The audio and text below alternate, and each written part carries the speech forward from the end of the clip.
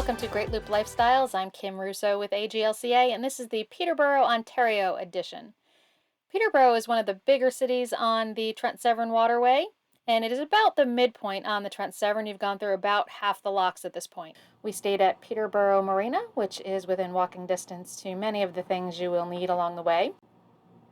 The LCBO, which is the Liquor Control Board of Ontario, is within an easy walk, and that's where you can get beer, wine, and liquor. Also within a short walk is No Frills. This is a grocery store, and as the name suggests, it's nothing fancy, but it does have all the basics and pretty much everything you're going to need to provision the galley on your boat. If you're looking for some really fresh fruits and vegetables or some homemade items, the downtown farmers market is one of the biggest I've come across so far on the loop. It happens on Wednesday mornings and ends around 1 o'clock. And in addition to wines and vegetables and fruits and baked goods, there are some restaurants that have some tents there as well. So if you're in the mood for lunch, it's a great option right there in the heart of downtown Peterborough. So definitely check that out. We didn't have a lot of opportunities to eat out while we were in Peterborough, and there are tons of options. So don't limit your choices to what you're seeing here, but Toro Bistro was a great Asian fusion, some Thai food, some sushi, some stir fry, a little bit of everything, and we really enjoyed that. And then 180 Sports Pub is on Hunter Street. Hunter Street has tons of restaurants. It's kind of the happening place to be, but what we really liked about this was it was kind of upscale pub food. They had steaks that if you chose to, you could have a 800-degree rock delivered to your table with the raw steak and cook it there yourself, and we experienced that once in Europe and really enjoyed it. So some of our party did that at 180 Sports Pub as well.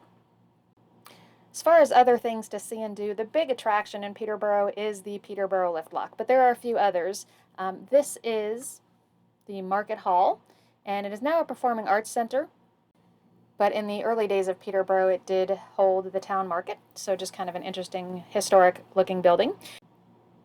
And then there's Victoria Park, which is one of the pretty parks in the area. It has a specific plaque commemorating the Robinson settlement.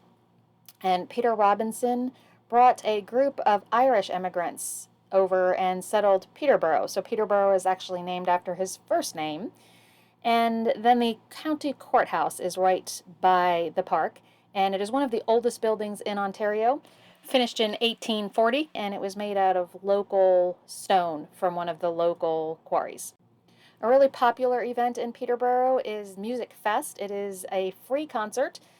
It is every Wednesday and Saturday night during the summer. It is really well attended. I was there on a Wednesday night, and you can see how many people were there for middle of the week. This is right adjacent to the marina, so extremely easy to get to. Great to be able to listen to the music.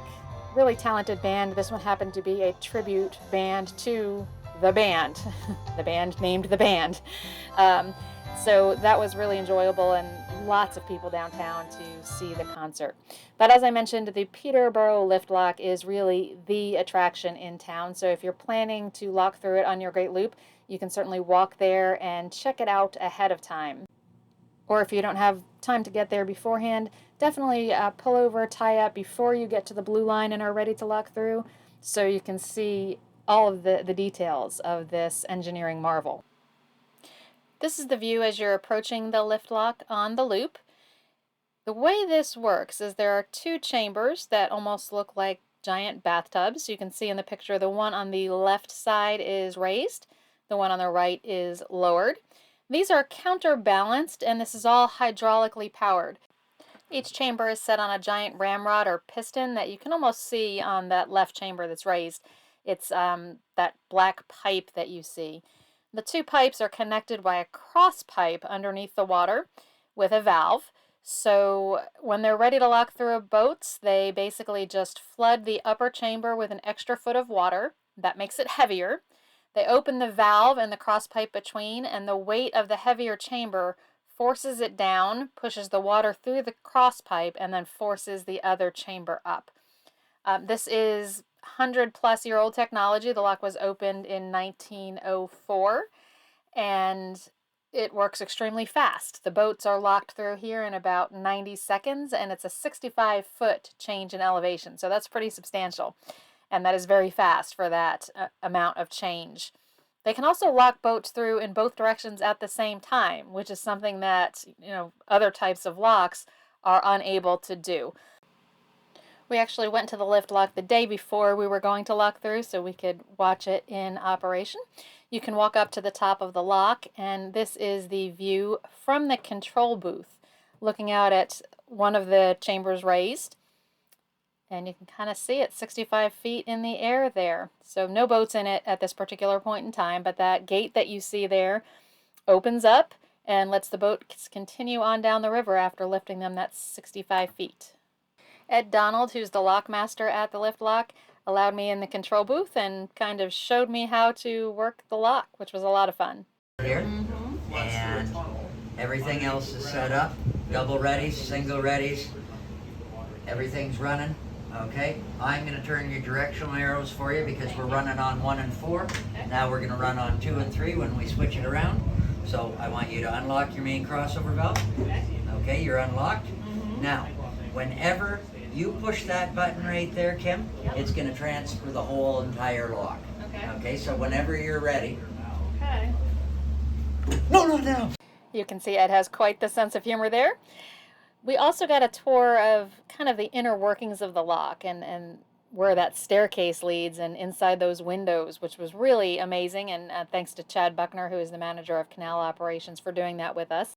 This is a great picture of that vertical pipe I mentioned. That is what kind of forces the water down and through the cross pipe, bringing the other chamber up. And we got quite the experience by being able to stand under that chamber as Ed up in the control tower lowered the chamber. So I'll go ahead and let the video run of that with some subtitles I've added because the background noise made it a little bit hard to understand Chad on the video. So the whole lock right now that we're at an 80% right now. So here, this weight's forcing the chamber down. So as we're standing here, that other chamber on the other side, you can just see it now, is beginning to rise up.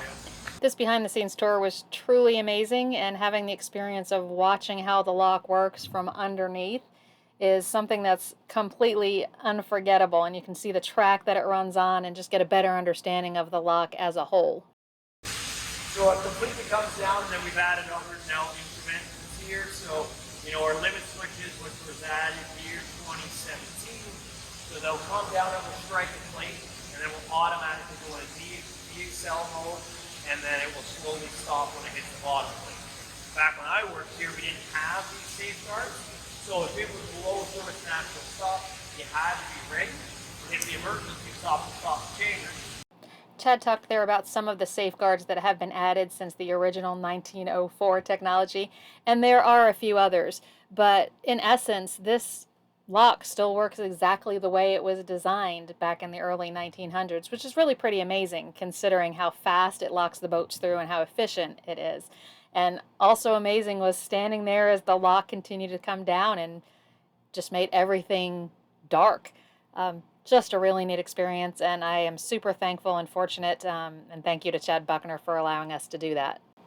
We appreciate our partnership with Parks Canada and thank them as well for the opportunity. So that is our visit to Peterborough, Ontario. Much more on the lift lock coming in our next Great Loop cruising information video. The leg that takes us from Peterborough to Young's Point will take us through the lift lock, so you'll see the perspective of the perch going through the lift lock. And the August issue of the Great Loop Link e-magazine that went out to our members on August 1st has an in-depth article about the Trent-Severn and an interview with Chad Buckner. So thank you for watching. We'll be back soon with more details.